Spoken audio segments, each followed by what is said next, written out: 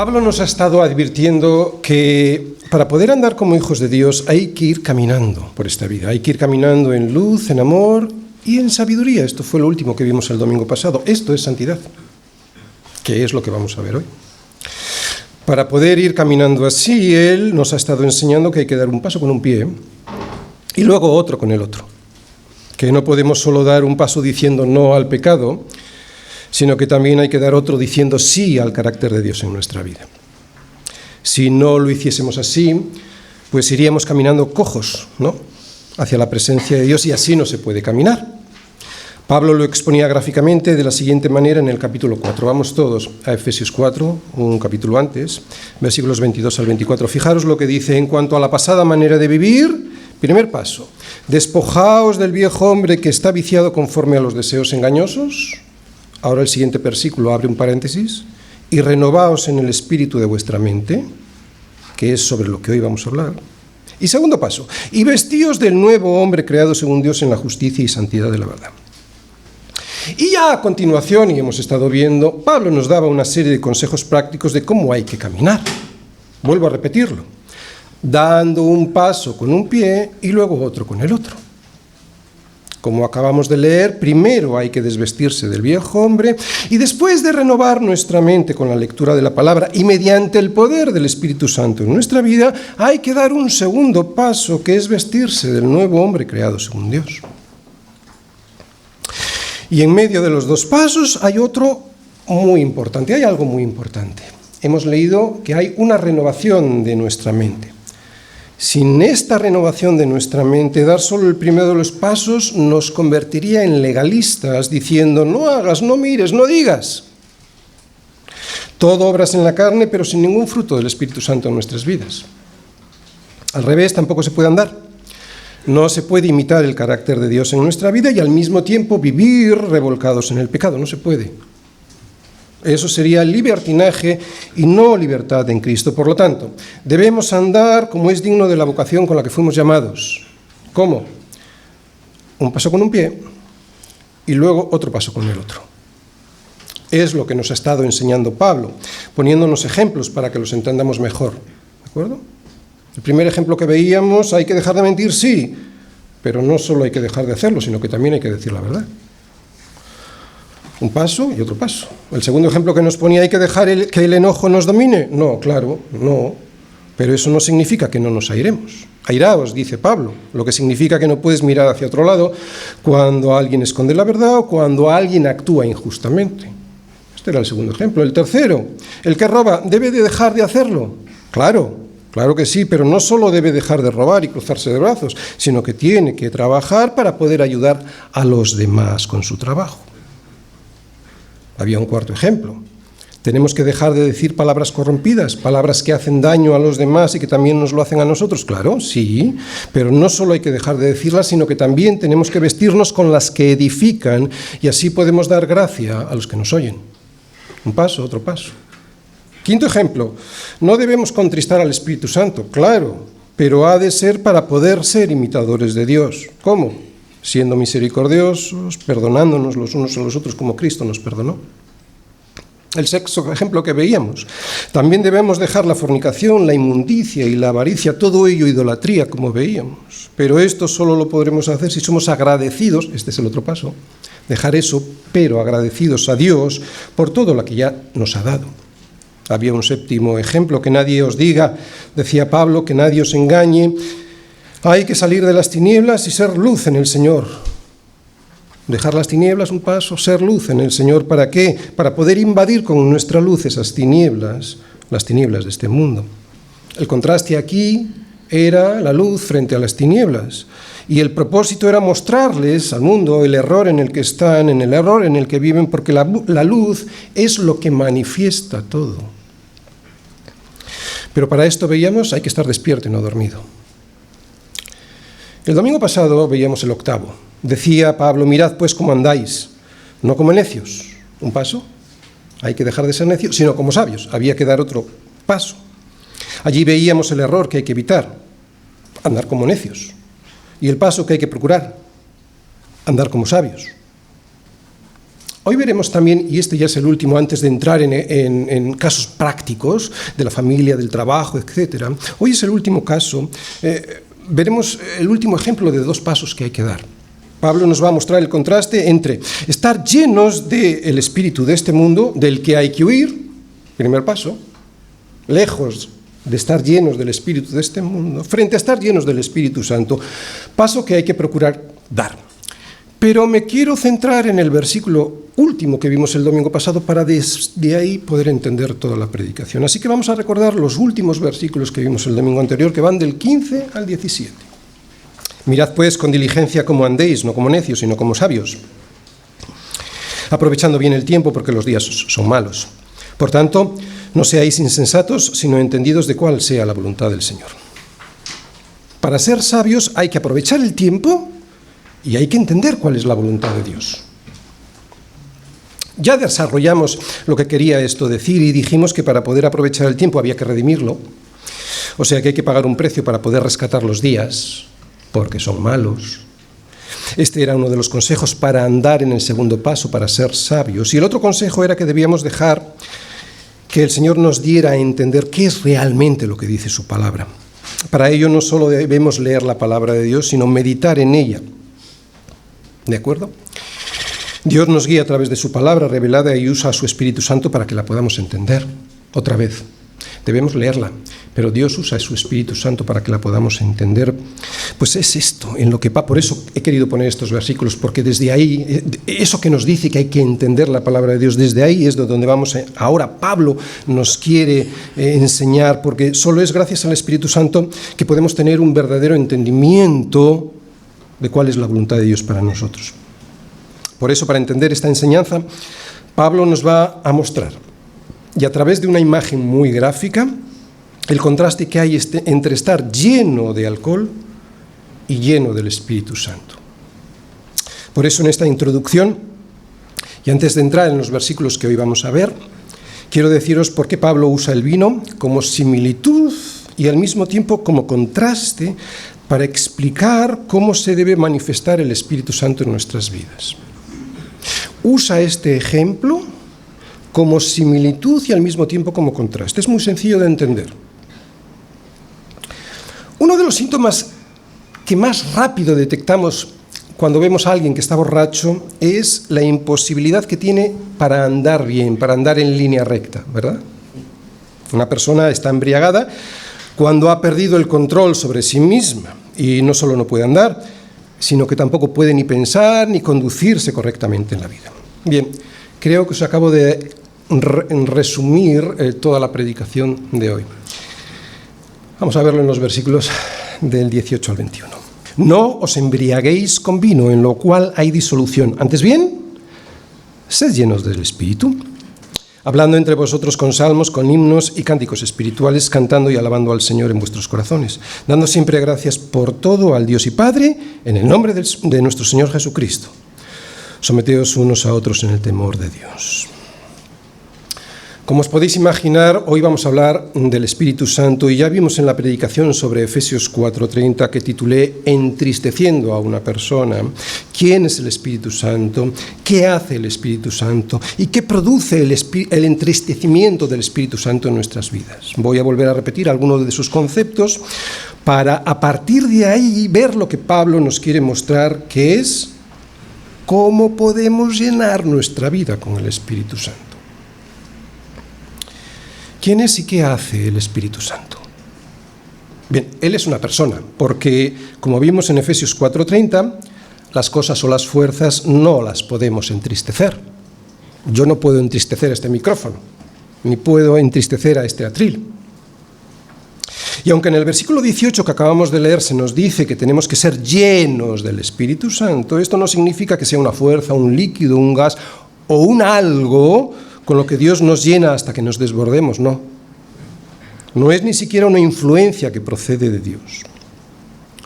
Es cierto que en la Biblia hay pasajes en los que se nos muestra el Espíritu Santo como un viento, como un aliento o en términos de poder. Pero observando lo que dicen las Escrituras sobre el Espíritu Santo es evidente que Él es una persona. Y una persona en el mismo sentido que lo son el Padre y el Hijo, aunque una persona distinta de ellos dos. Y lo podemos afirmar porque vemos en la Biblia al Espíritu Santo actuando como una persona. La Biblia nos dice de él que mora, enseña y recuerda, testifica, convence, guía, habla, oye, muestra y glorifica. Y un simple poder, fuerza o influencia no pueden hacer todas estas cosas. Además, el Espíritu Santo nos llama al ministerio, nos envía y prohíbe ciertas cosas. También gime e intercede por nosotros, nos santifica, revela cosas, nos escudriña, nos conoce y otras cosas más que solo puede hacer una persona. Solo a una persona se le puede mentir, tentar, resistir, blasfemar, afrentar, contristar o invocar. ¿Quién le podría hacer todas estas cosas a algo que no sea una persona con personalidad propia? Recuerda lo que le dijo Pablo a Ananías. Ananías, ¿por qué llenó Satanás tu corazón para que mintieses al Espíritu Santo? ¿De acuerdo? Por lo tanto, está demostrando que es una persona porque solo se puede mentir a una persona. Y sustrajeses del precio de la heredad. Reteniéndola, no se te quedaba a ti y vendida no estaba en tu poder.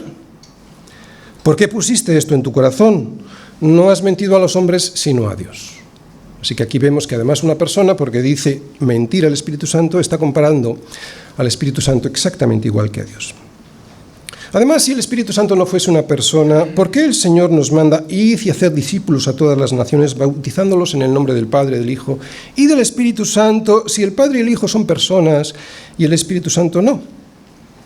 Por lo tanto, el Espíritu Santo es una persona y como hemos visto hace un momento, también es Dios. No solo eso, no solo es una persona, es Dios mismo. Si en el momento de su partida Jesús, siendo Dios, nos prometió que nos mandaría el Espíritu Santo, sería contradictorio que la persona que Él nos iba a mandar para ocupar su lugar fuera menos que Dios. Más cosas. En Hebreos 9:14 se nos dice que el Espíritu Santo es eterno y nadie sino Dios es eterno. Por toda la Biblia vemos que el Espíritu Santo es santo y nadie sino Dios es santo en este sentido de una santidad perfecta. También se nos dice que el Espíritu Santo sabe todas las cosas y nadie sino Dios sabe todas las cosas. O que el Espíritu Santo está en todo lugar y en todo momento y nadie sino Dios está en todo lugar y en todo momento. Y si el Espíritu Santo no fuese Dios, no nos podría sellar para el día de nuestra redención, como vimos en Efesios 4:30. Por lo tanto, si el Espíritu Santo tiene los atributos de Dios, hace las obras de Dios y se le invoca y honra como a Dios, podemos concluir que el Espíritu Santo es Dios, aunque es una persona distinta del Padre y del Hijo. Él es Dios, como lo es el Padre y como lo es el Hijo, pero no es el Padre ni es el Hijo. ¿Qué produce el entristecimiento, el contristar el Espíritu Santo en nuestras vidas? Bueno, después de haber visto quién es el Espíritu Santo y lo que hace el Espíritu Santo en nuestras vidas, es muy sencillo entender por qué no hay que contristarlo. Si, como sabemos, el Espíritu Santo es el encargado de protegernos y de asegurarnos para Dios, de mantener nuestra esperanza intacta hasta que lleguemos a ese día de la redención definitiva, de animarnos para que no nos rindamos hasta que lleguemos a ese día, de fortalecernos en nuestras debilidades y de darnos testimonio de que somos hijos de Dios, a pesar de todas las pruebas por las que pasamos, injusticias y dificultades. Si Él hace todas estas cosas y más, entonces, si lo entristecemos, podríamos sentirnos desprotegidos, sin esperanza de tener la vida eterna, sin ánimos para no rendirnos hasta el día de nuestra redención definitiva, sin fortaleza y llenos de debilidades, y sin el testimonio de que somos hijos de Dios, debido precisamente a todas las pruebas por las que pasamos, injusticias y dificultades. Oye, por eso necesitamos ser llenos del Espíritu Santo, ¿vale? Lo que hoy vamos a ver es cómo ser llenos del Espíritu Santo, que es todo lo contrario de contristarlo. Con la enseñanza de hoy, que es un contraste entre estar llenos de vino o llenos del Espíritu Santo, Pablo termina una enseñanza práctica para justo después mostrarnos casos concretos de esta enseñanza práctica. ¿En dónde? Ya lo conocéis, en la familia y en el trabajo. Era necesaria esta enseñanza práctica para luego poner casos concretos. Por eso el esquema que yo veo en estos versículos de hoy es otro contraste. Fijaros, primera parte de la predicación. Primer paso, el error que hay que evitar, llenarse de vino. Versículo 18, primera parte. Segunda parte de la predicación, el acierto que hay que procurar. Este es el segundo paso, llenarse del Espíritu Santo. Versículo 18 también, pero su segunda parte. Y la tercera parte de la predicación es una pregunta, ¿cómo llenarse del Espíritu Santo? Versículos 19 al 21. La marca inconfundible del Espíritu Santo es la santidad. Efesios 5, versículos del 18 al 21. La marca inconfundible del Espíritu Santo, la marca que además no se puede falsificar, es la santidad. El Espíritu de Dios es, como su mismo nombre indica, santo. Esto es lo que significa el Espíritu Santo, que es santo. Esto lo que significa es que que Él está separado absolutamente del pecado. Y si esto es así, y si estar lleno del Espíritu Santo significa estar controlado por el Espíritu Santo, está claro que la primera consecuencia y más importante de estar lleno del Espíritu Santo debería ser la santidad. Es cierto que el Espíritu de Dios nos da manifestaciones de poder y habilidades especiales que no tienen los que no han sido sellados por el Espíritu Santo, de las que luego hablaremos porque en esto muchos están confundidos. Pero no hay ninguna tan inconfundible como la santidad. ¿Por qué? Pues porque Él es el Espíritu Santo. Y esta es su naturaleza, la santidad. Cualquier otra capacidad o aptitud que nos otorgue el Espíritu Santo se puede llegar a manipular o falsificar. La santidad no. Por lo tanto, si alguien está lleno del Espíritu Santo, lo que principalmente se verá en su vida será santidad. Será una persona que manifieste santidad en todos los aspectos de su vida. Será alguien que anda recto y no torcido como caminan los borrachos, que es el contraste que nos quiere mostrar hoy Pablo. Por lo tanto, la santidad es la manifestación del Espíritu Santo que debemos buscar por encima de cualquier otra cosa. Y como contraste, el error que debemos evitar será embriagarnos de vino. ¿Qué querrá decir Pablo con esto? ¿Por qué compara las consecuencias que produce estar lleno de vino con las que trae el estar lleno del Espíritu Santo? ¿Qué similitudes y diferencias hay? Vamos a verlo. Versículo 18, primera parte. Esta es la primera parte de la predicación. El error a evitar, el primer paso que tenemos que dar es evitar llenarse de vino. No os embriaguéis con vino en lo cual hay disolución. Lo primero que hay que decir es que en la Biblia no se ve que se nos prohíba tomar vino. La Biblia no prohíbe el vino, lo que prohíbe es la embriaguez. Y esto por una razón muy sencilla y de puro sentido común. El alcohol te lleva a una vida desordenada, sin control, disipada, o como dice Pablo, a una vida en la cual hay disolución. Este término disolución, en el griego que Pablo usa, significa vivir sin control. ¿Entendéis la similitud? ¿Por qué pone Pablo esto? Por eso usa la imagen de la borrachera. Pero no solo se refiere a la borrachera. La disolución es la consecuencia de una vida necia, desenfrenada, de pérdida de juicio y de sensatez. En definitiva, vivir en disolución es vivir perdidamente. Pero la Biblia no prohíbe el vino. El vino en la Biblia es el símbolo de la alegría, de la salvación, de la bendición de Dios. Yo entiendo que si alguien tiene problemas con el vino, no se debe ni acercar, pero otra vez la Biblia no lo prohíbe. En Isaías 55:1 dice a todos los sedientos. Y aquí se refiere, a los sedientos se refieren a los que buscan la justicia de Dios, a esos que anhelan la justicia de Dios, a los sedientos venid, comprad sin dinero y sin precio vino y leche. Además, todos conocemos cuál fue el primer milagro de Jesús que se ve en la Biblia, ¿verdad?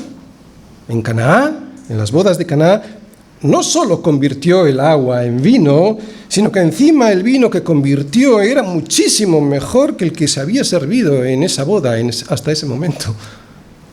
Por lo tanto, el vino en sí mismo no es pecaminoso, el peligro está en el uso que se da al mismo. Tan es así que Pablo mismo dice que los borrachos no heredarán el reino de Dios. Esto se lo dice a los Corintios, 1 de Corintios 6, versículos del 9 al 10. Y tiene sentido, porque un borracho, y aquí es donde empieza la enseñanza de Pablo, un borracho, al subírsele el vino a la cabeza, todas las decisiones que toma lo hace influenciado por eso que tiene en la cabeza, que es el vino, y no por Dios. ¿Entendéis la similitud o el mensaje que quiere transmitir Pablo? Está controlado por el vino y no por Dios. Pero es que además de esto, Pablo lo que nos está enseñando no solo que la borrachera no es buena, que evidentemente no lo es, sino que usa esta borrachera como una imagen de alguien que no está guiado por Dios y su consejo, sino alguien que vive orientado por su propia satisfacción personal, lo que le lleva a vivir una vida perdida, desordenada y sin propósito, una vida a la que Pablo equipara con la de un borracho. O lo que es lo mismo, en una vida llena de cosas que no son Dios, en lo que hay es disolución. ¿Entendéis? Y al contrario, alguien que está lleno del Espíritu Santo, el control de su vida, las decisiones que toma, sus sentimientos, sus afectos, las palabras que dice y los pensamientos que tiene y las cosas que hace, estarán siempre influenciadas por el Espíritu Santo de Dios. Por eso, la clave para el entendimiento de este versículo no está en la palabra vino, está en la palabra disolución. Porque cuando una persona está llena de vino, y aquí podríamos añadir cualquier cosa como estar lleno de drogas o estar lleno del sistema de valores de este mundo, ¿no?, y no del consejo de Dios, entonces esa persona más descontrolada estará, más cosas inconvenientes pensará, dirá y hará, más necia será al haber manchado su sentido común con el que Dios nos ha dado a todos y que hace que podamos buscarle a Él. Un sentido común limpio hace que busquemos a Dios para escuchar sus consejos, para comportarnos con sensatez, para caminar recta y correctamente en nuestra vida diaria. Por eso Pablo usa la imagen de un borracho como representación del desorden. Justo lo contrario de lo que hace el estar lleno del Espíritu Santo, que imprime sensatez y dominio propio. Dominio propio. Dominio propio. Hay mucha gente que confunde el estar lleno del Espíritu Santo con hacer cosas raras. Es gente que cree que cuantas más cosas raras hacen, más llenos del Espíritu Santo están. Todos los conocemos, ¿verdad? Porque se ve por internet, además. A esos creyentes que se supone que actúan bajo el poder del Espíritu Santo, dando gritos y saltos sin control, arrastrados por el suelo, tirándose los unos a los otros como si estuviesen borrachos, todo extraño y caótico. Y dicen que lo hacen en el nombre del Espíritu Santo. Pero lo que Pablo dice aquí es que una vida llena del Espíritu Santo es una vida completamente opuesta a la vida de un borracho que va haciendo cosas extrañas. ¿Qué hace un borracho? ¿Cayéndose? ¿Hablando de incoherencias que nadie entiende? ¿Comportándose como animales? De hecho, cuanto más lleno del Espíritu está un creyente, más normal, más humano va a ser. Y es que uno de los frutos del Espíritu Santo es el dominio propio. Así se lo dice Pablo en 2 de Timoteo 1:7. Y el dominio propio es una característica del ser humano sensato y no dominado por el vino. Dios no quiere que estemos dominados por otra cosa que no sea su Espíritu Santo, porque Él quiere lo mejor para nosotros. Dios quiere que seamos más normales, más humanos, más como Cristo, que es en realidad como estamos diseñados para funcionar. Lo que pasa es que el pecado lo estropeó ese diseño y ahora andamos detrás de ese vino que nos lleva a la disolución. Así que aquí en este versículo entero 18 vemos la similitud y el contraste entre estar lleno de vino y estar lleno del Espíritu Santo. La similitud, que al estar llenos de una cosa, será esa cosa la que nos dirija y controle. Y el contraste entre estar llenos de vino y estar llenos del Espíritu Santo es que estar llenos de vino o del sistema de valores de este mundo que siempre lucha contra la opinión de Dios, nos lleva a una vida donde solo hay disolución. ¿Recordáis lo que era disolución? Una vida desordenada, de caos y de divorcios y de relaciones sexuales que Dios rechaza, frente a estar llenos del Espíritu Santo que nos da una vida con control, que se ve en un hogar ordenado. En el versículo donde lo dejamos el domingo pasado y que hemos leído, el versículo 17 de este capítulo 5, Pablo nos dice, ¿recordáis? Por tanto, no seáis insensatos, sino entendidos de cuál sea la voluntad del Señor. Bueno, pues justo después vamos a ver la solución para dejar de ser insensatos y entender cuál es la voluntad de Dios. Es lo que viene ahora. Por lo tanto, hoy estaremos viendo que para dejar de ser insensatos y entender cuál es la voluntad de Dios, lo primero que tenemos que hacer es dar un paso. El que acabamos de ver. El primer paso que acabamos de ver, que es no llenar nuestra cabeza con las cosas de este mundo, porque en ello hay disolución. Otra vez, ¿qué es disolución? Desenfreno. Pérdida de la lucidez y sensatez, una vida malgastada por no tener un propósito, el propósito eterno, o sea, vivir el aquí y el ahora. Pero no solo vale dar este primer paso, eso nos convertiría de borrachos a sobrios. Para entender cuál es la voluntad de Dios se necesita algo más que estar sobrio. Hay mucha gente que está sobria y que no entiende la voluntad de Dios. Para saber y entender cuál es la voluntad de Dios para mi vida, debo buscar la comunión con Él a través de su Espíritu Santo. Solo así Dios hará el milagro de que entienda lo que leo en las Escrituras. Yo solo no puedo. Sin el Espíritu Santo es total y completamente imposible. Y además, si lo llegara a hacer, me daría la gloria a mí mismo y a mi inteligencia, y no a Dios. Por eso Dios hace, y yo tengo que saber que debo depender del Espíritu Santo, y para eso necesitamos el segundo paso, que es, segunda parte, el acierto que hay que procurar. Segundo paso, llenarse del Espíritu Santo. Antes bien, sed llenos del Espíritu. Bien, sabemos que el Espíritu Santo guía al creyente, nos ayuda a sujetar nuestra naturaleza caída y nos ayuda a mortificar nuestro pecado. Así no nos salimos del camino recto que Dios nos marca como el correcto para poder llegar a salvo hasta su presencia. Es estando bajo el control y la orientación del Espíritu Santo cuando más control tenemos sobre nuestra vida. Estar lleno del Espíritu Santo me ayuda a escoger y me hace buscar y sentir lo correcto. O sea, que cuanto más lleno del Espíritu Santo estoy, más control tengo sobre mi vida y más seguridad tengo en las decisiones que tomo, porque están basadas en los consejos que Dios me da. Y es que el Espíritu Santo me ayuda a entender lo que debo escoger y me ayuda a buscar lo que es correcto. Y al contrario, estar lleno de vino lo que produce en mi vida es disolución, que otra vez es una vida inútil, de desgobierno en mi casa y con mis hijos, de desacierto a la hora de tomar decisiones y de descontrol de mis emociones, igual que un borracho.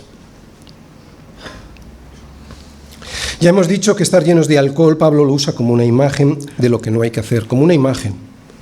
Evidentemente no hay que emborracharse, pero lo usa como una imagen. Por lo tanto, la enseñanza profunda.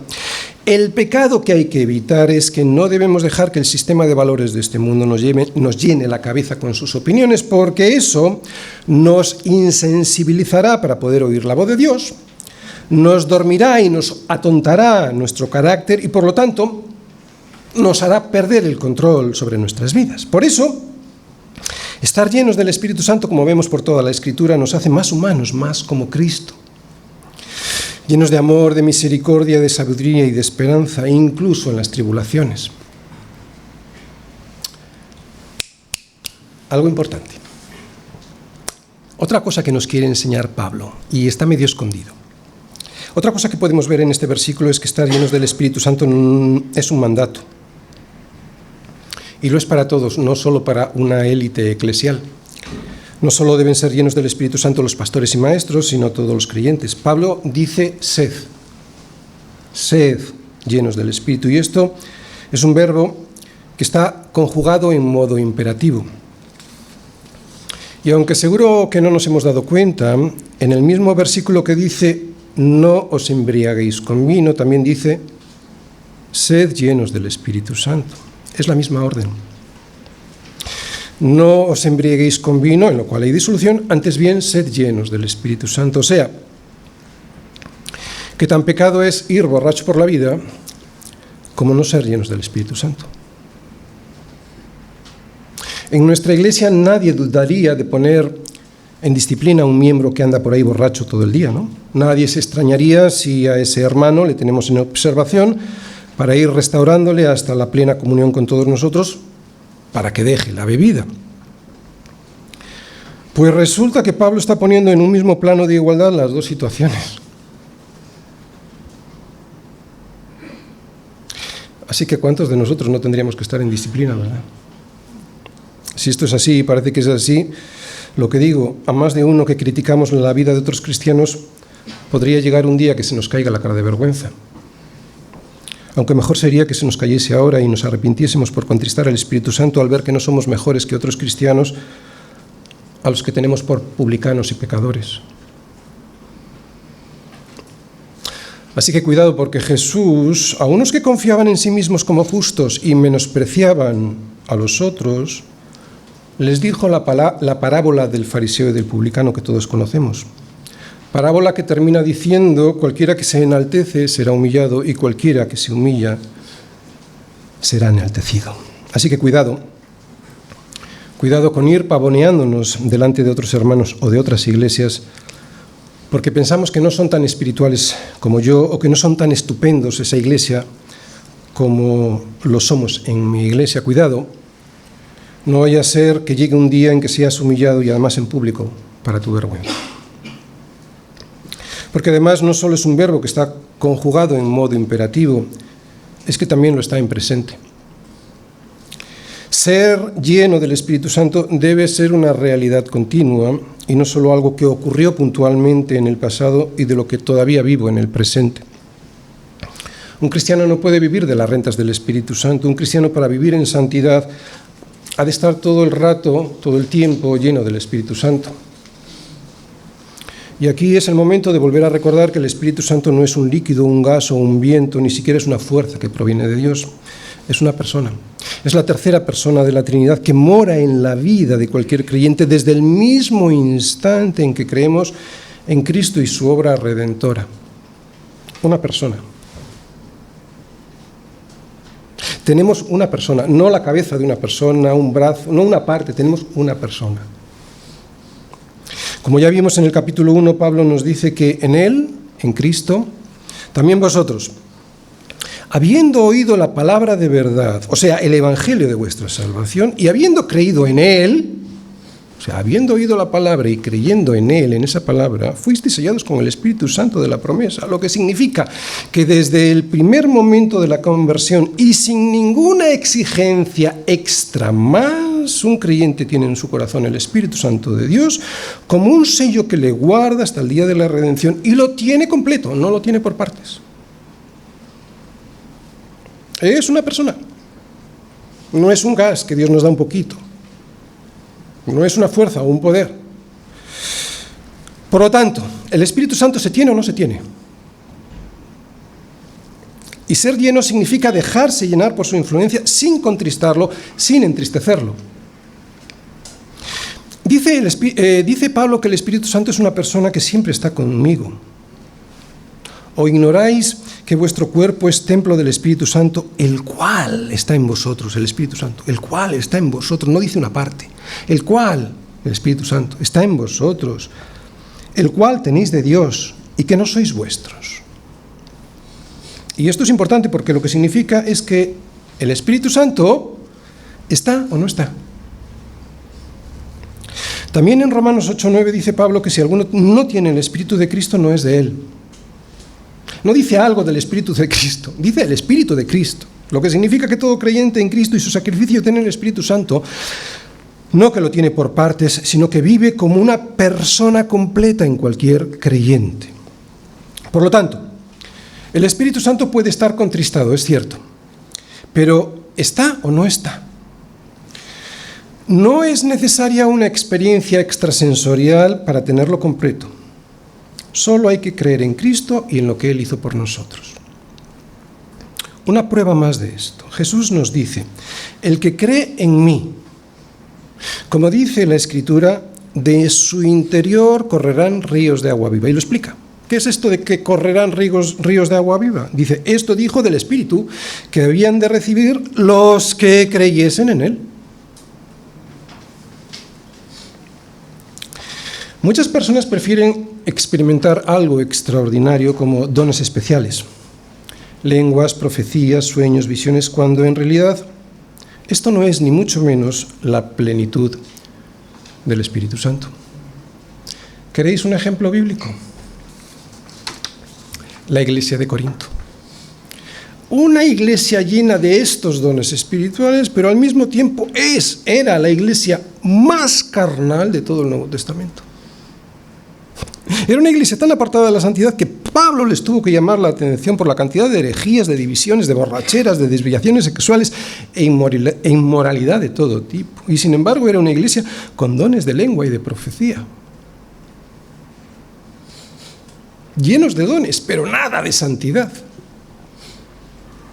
Así que está claro que la plenitud del Espíritu Santo no tiene nada que ver con ese tipo de dones. Estar lleno del Espíritu Santo es mucho más. Tiene que ver con la santidad, con la capacidad que Dios nos da a través de su Espíritu Santo para poder vivir con poder, sí, claro, en este mundo, conforme a su voluntad. Eso sí que es estar lleno del Espíritu Santo. Pastor, ¿y por qué eso que se veía en ocasiones en el Nuevo Testamento no se ve hoy? O por lo menos no se ve con la misma veracidad. Bueno, Dios puede hacerlo. Y si es necesario, tiene el poder y la soberanía para callarnos a todos la boca con cualquier manifestación de los dones que tanto anhelan algunos. Francamente, ojalá anhelaran de la misma manera la santidad, ¿no? Pero eso ocurrió en aquella época, en aquel tiempo, porque era necesario acreditar, atender por qué ocurrió. Era necesario acreditar que los creyentes gentiles que se unían a la iglesia eran traídos por Dios. Este poder, por ejemplo, el hablar en lenguas, mostraba esta decisión de Dios. Y los judíos, al ver semejante poder, los aceptaban como parte del pueblo redimido. Hay que recordar lo que está escrito en el libro de los Hechos, que después del día de Pentecostés vemos que los gentiles empiezan a unirse a la iglesia. Pero también sabemos por el libro de los Hechos que los apóstoles y muchos cristianos, judíos, pues se mostraban reacios a aceptarles.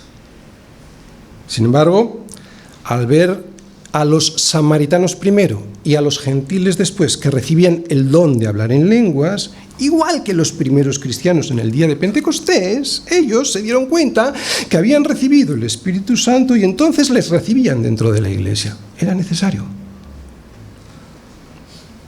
Pero una vez que todos los pueblos del mundo, representados por los judíos, por los samaritanos y por los gentiles, ya estaban aceptados dentro de la iglesia, la función por la cual Dios envió el don de hablar en lenguas, la función, cesó. ¿Puede manifestarse este don? Puede. Dios tiene el poder y la autoridad para hacerlo, pero hoy las lenguas sí se dan, y atención, no lo niego, pero sí se dan, ya no son necesarias como identificador de haber recibido el Espíritu Santo. Algo que sí era necesario en aquel entonces para que los judíos aceptasen a los samaritanos primero y a los gentiles después dentro de la iglesia. Por lo tanto, muchos pensamos que ese papel identificador, que hoy siguen diciendo algunos que tienen, muchos pensamos que ese papel identificador de haber sido sellado por el Espíritu Santo y que fue único y puntual en la historia, hoy ya no es necesario. Desgraciadamente, muchos cristianos presionan a otros cristianos diciéndoles que si no hablan en lenguas no tienen el Espíritu Santo viviendo en sus corazones. Y resulta que son personas, por lo menos las que yo conozco, que nunca cumplen las condiciones que Dios impone para que el hablar en lenguas sea un auténtico don de Dios. ¿Qué son? Que hablen uno o dos, como mucho tres, y uno detrás de otro sin interrumpirse, y que haya interpretación para que pueda ser de bendición a la Iglesia y no piedra de tropiezo. Yo no he visto ninguna iglesia así, de las que cumplen esto. Necesitamos estar llenos del Espíritu Santo, porque podemos ser cristianos y tener el Espíritu Santo tan triste que no sea Él quien nos guíe y nos controle, sino nosotros y nuestra propia opinión quienes lo hacemos, al estar llenos de nosotros mismos. Sin embargo, si permitimos al Espíritu Santo hacer su trabajo en plenitud, y esto es estar llenos del Espíritu Santo, será Él quien nos dé la medida de la santidad por la que debemos andar. Por eso la santidad, que es andar conforme a la opinión de Dios, al consejo de Dios, es la marca inconfundible de estar llenos del Espíritu Santo y no otras experiencias que te hacen caer en trance. Y siento decirlo, pero esas experiencias se parecen mucho a la actitud de los beodos, de los ebrios, de los borrachos. Es la santidad. Esa es la marca de estar llenos del Espíritu Santo, marca que es imposible de falsificar. Lo otro sí. Pero entonces, pastor, ¿cómo puedo ser lleno del Espíritu Santo como Dios quiere que lo sea? Oye, pues es mucho más fácil de lo que parece. Vamos a verlo, tercera parte de la predicación. ¿Cómo llenarse del Espíritu Santo? Pues mira, hablando entre vosotros con salmos, con himnos y cánticos espirituales. Otra cosa, cantando y alabando al Señor en vuestros corazones. Otra cosa, dando siempre gracias por todo al Dios y Padre en el nombre de nuestro Señor Jesucristo. Y otra cosa, someteos unos a otros en el temor de Dios. ¿Cómo puedo ser lleno del Espíritu Santo y cómo puedo saber que estoy lleno del Espíritu Santo? Bien, Pablo, en la carta que envió a los colosenses y que escribió muy seguramente, muy probablemente al mismo tiempo que esta, y que tiene un mensaje y una estructura similar a esta. La carta a los Efesios es una versión extendida de la carta a los Colosenses, por eso a veces cuando queremos entender algo de la carta de los Efesios nos vamos a Colosenses y al revés. Digo que allí Pablo, al llegar a este punto en Colosenses, este punto en el que estamos, que tenemos que hablar entre nosotros con salmos, con himnos y cánticos espirituales cantando y alabando al Señor, dice lo siguiente. Vamos todos a Colosenses, capítulo 3, versículos del 16 al 17. Dice así: la palabra de Cristo more en abundancia en vosotros, enseñándoos y exhortándoos unos a otros en toda sabiduría. Esto era el versículo 17 de Efesios, ¿verdad? Y ahora, cantando con gracia en vuestros corazones, este es el versículo que estamos viendo ahora, en vuestros corazones al Señor con salmos e himnos y cánticos espirituales. Y todo lo que hacéis, sea de palabra o de hecho, hacedlo todo en el nombre del Señor Jesús, dando gracias a Dios Padre por medio de Él. Veis, pues, que es un versículo muy similar. Oye, ¿os habéis fijado que en donde dicen Colosenses, la palabra de Cristo more en abundancia en vosotros, la palabra de Cristo more en abundancia en vosotros, enseñándoos y exhortándoos unos a otros en toda sabiduría, cantando con gracia en vuestros corazones al Señor, con salmos e himnos y cánticos espirituales? Aquí en Efesios dice, sed llenos del Espíritu. Otra vez, ¿os habéis fijado que donde dice en Colosenses, la palabra de Cristo more en abundancia en vosotros? Y luego dice, ¿cómo hace eso la palabra? Aquí en Efesios, en vez de decir que la palabra abunde en vosotros, dice, sed llenos del Espíritu. O sea que para Pablo, tener la palabra del Señor abundando en nuestros corazones y ser llenos del Espíritu Santo es lo mismo. No podemos separar las dos cosas. Si el Espíritu Santo inspiró a la palabra de Dios, oye, pues claro que también nos puede inspirar a nosotros, guiar, exhortar y transformar nuestra vida a través de la palabra, ¿verdad? Ser llenos de la palabra, ser llenos del Espíritu Santo, pues, es estar lleno de la palabra y solo lo que viene en la palabra. No por revelaciones especiales en que se salen de lo que dice la palabra de Dios. ¿De acuerdo? Esto fue crucial en la Reforma. Crucial porque la Iglesia Católica sigue añadiendo nuevas revelaciones. Hasta tal punto que la palabra la tienen en tercer lugar, en el último lugar. Para ellos primero es lo que dice el Papa, el magisterio de la Iglesia y la palabra, ¿no? ¿Por qué? Porque añadían cada día nuevas revelaciones. Pero la Reforma rescató esto, o sea, sola escritura, la palabra. ¿Qué quiero decir con esto? El Espíritu Santo me puede guiar para hacer algo que no viene directamente escrito en la palabra. Sí, claro, en ocasiones sí. Pero esa inspiración jamás estará en contradicción con lo que dice la palabra. Claro, es que la palabra no me dice te vas a casar con Juan o con Pepe, eso no me lo dice, pero me dice otras cosas. Por lo tanto, evidentemente, necesito el Espíritu Santo. Voy a poner el mismo ejemplo. Si estoy saliendo con una persona que me parece muy espiritual, pero que sin embargo tiene un pequeño detalle, que no es cristiano, o que está casado, pues no me hace falta que el Espíritu Santo me diga nada. Yo ya sé, por la palabra lo sé, que casarme con él, si está casado, sería adulterio, y si no es cristiano sería yugo desigual. Por lo tanto, no es la voluntad de Dios. Muchas veces para desobedecer lo que sabemos que dice la palabra de Dios, buscamos una revelación especial del Espíritu Santo para no obedecer lo que sabemos que tenemos que obedecer. Así pues, una vez entendido qué es ser lleno del Espíritu Santo, que es estar lleno de la palabra de Dios, es ahora cuando voy a poder entender mejor los 4 medios que Pablo, Dios, me ofrece para ir llenando mi vida cada día más del Espíritu Santo.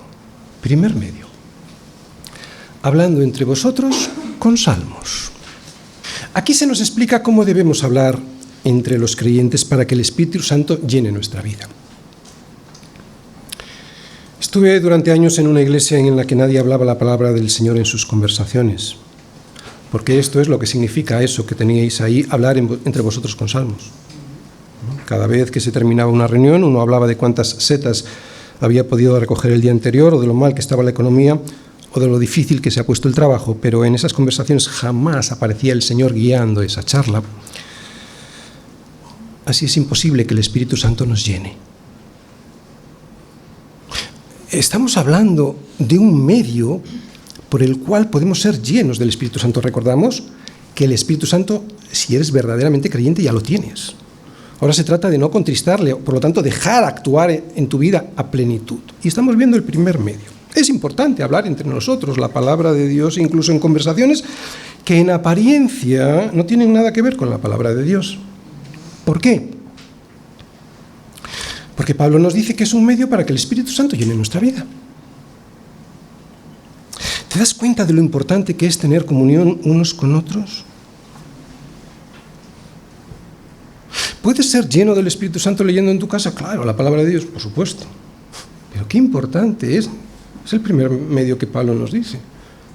La comunión unos con otros. O sea, es importante que en las reuniones de domingo, no ahora evidentemente, sino cuando entramos o cuando salimos, en las reuniones de oración, en los discipulados, en los repasos que tenemos de la predicación o en la salida que tenemos los hermanos juntos y en armonía, es ahí donde el Señor envía bendición y vida eterna, llenándonos con su Espíritu a través de las conversaciones. Claro, si hablamos con salmos, esto quiere decir si la palabra de Dios está en medio de esa conversación. Son conversaciones normales, pero en las que siempre está la palabra del Señor llenándolo todo. Segundo medio que Pablo nos dice para llenarme de su Espíritu Santo. Cantando y alabando al Señor con himnos y cánticos espirituales en vuestros corazones. Muy bien, ¿qué es lo primero que yo veo aquí? Que todos cantamos. Conocí una vez una persona que quería ser miembro de nuestra iglesia, pero no había ni un solo domingo que cantase en la alabanza. Se marchó, claro, pero quería predicar. Todos debemos cantar. Y no como una obligación, claro, porque si no, no valdría de nada, sino que dice ahí algo que salga del corazón, ¿verdad? Algo que surge de un corazón agradecido. Es lo que dice ahí, cantando y alabando al Señor con vuestros corazones. No habla con la boca, evidentemente hay que cantar con la boca, con la laringe. Pero de donde surge la alabanza es del corazón, si no, no vale de nada. Si es así, si todos estamos agradecidos a Dios en nuestros corazones, no habrá nadie que deje de cantar, ni en la iglesia, ni en la calle, ni en su casa. Y Pablo nos dice que eso nos llenará del Espíritu Santo. Cantar alabanzas es un medio para llenarnos del Espíritu Santo. Ahora bien, no se puede cantar cualquier cosa. Pablo dice que son himnos y cánticos espirituales. Eso es lo que hay que cantar. Es un horror escuchar los cánticos en ciertas iglesias que parecen más discotecas que casas de oración. Hay que cantar la palabra de Dios. La palabra de Dios cantada directamente, o sea, sin modificarla, es una buena forma de no equivocarse en nuestras alabanzas. Pero Pablo también dice que se pueden cantar cánticos espirituales. Es importante que estos cánticos espirituales, no estoy hablando ahora de los himnos, sino de los cánticos espirituales, expresen fielmente lo que dice la palabra de Dios y no lo que desea nuestro corazón egoísta. ¿Por qué? Pues porque hay por ahí muchas canciones que son realmente una vergüenza para la iglesia. Cuidado con lo que cantamos. En la iglesia no hay problema, porque está escogido, pero muchas veces cantamos en casa cosas que escuchamos por ahí, ¿no? Cuidado con lo que cantamos, porque Pablo nos dice que eso será lo que llene nuestro corazón. Tercer medio, dando siempre gracias por todo al Dios y Padre, en el nombre del Señor Jesucristo. Los creyentes que son agradecidos a Dios por todo son luz en un mundo lleno de egoísmo, de rencor y de avaricia. La gratitud diaria nos hace ser cada día más llenos del Espíritu Santo y al revés, ser llenos del Espíritu Santo hace que seamos cada día más agradecidos a Dios en todo, en el trabajo y fatiga, en muchos desvelos, en hambre y sed, en muchos ayunos y en frío y en desnudez. ¿Te das cuenta? No es tan difícil llenarse del Espíritu Santo. Viene un cuarto medio, este es un poco más difícil, Someteos unos a otros en el temor de Dios. Y es que someterse es absolutamente necesario para ser llenos del Espíritu Santo. Si no soy capaz de someterme al hermano al que debo someterme y que veo, ¿cómo voy a ser capaz de someterme a Dios a quien no veo? Pablo nos está preparando para lo próximo que nos va a decir, que son las relaciones que tenemos en casa y en el trabajo. Por eso habla de someter ahora, ¿no? Por eso hay que dejar claro que este sometimiento tiene unas reglas. Someterse significa alinearse bajo, exactamente como lo hacen los soldados en una guerra, sometiéndose bajo las órdenes de su general. Es cierto que habla unos a otros y luego lo vamos a explicar. Pero hay que entender que hay unas reglas, ¿de acuerdo? Pablo enseguida nos va a hablar de la lucha contra el pecado como una guerra espiritual. Y en una guerra hay unas reglas para no perderla. En esta guerra, como en cualquier otro tipo de guerra, en la guerra espiritual, someterse en disciplina es muy importante para poder ganar. Satanás está intentando ganar esa guerra como dividiéndonos, usando la división y arrancando la disciplina de la iglesia. Y por lo tanto el sometimiento de unos a otros. Para evitarlo, para evitar esa división, tengo que reconocer que Dios nos ha puesto a cada uno en funciones distintas en esta guerra. Y digo funciones, no digo posiciones, que es muy diferente. No es la misma, esto se entiende muy fácil, no es la misma función la de un padre o una madre que la de su hijo, ni la del jefe y la de su empleado. Debemos reconocerlo para poder respetar al hermano que tiene una labor de generalato, de dirección en esta guerra, ya sea pastor, congregación, esposo, esposa, padre, hijo, jefe, empleado. Así pues, esta sujeción mutua, y sí, es mutua, pero con diferentes funciones. Así pues, esta sujeción mutua, y es mutua porque no solo se sujeta a la mujer al marido, también el marido a la mujer, a través del amor. Otra vez, esta sujeción mutua Bueno, y así con todos los ejemplos que Pablo nos va a poner a partir de ahora. Esta sujeción mutua es la que nos llenará del Espíritu Santo. ¿Por qué es una sujeción mutua? Lo vamos a ver. Marido y mujer están mutuamente sometidos, el uno al otro. Pero también los hijos. Evidentemente los hijos obedeciendo al padre, pero los hijos, o mejor dicho, pero los padres no provocando a ira a sus hijos. ¿Os dais cuenta?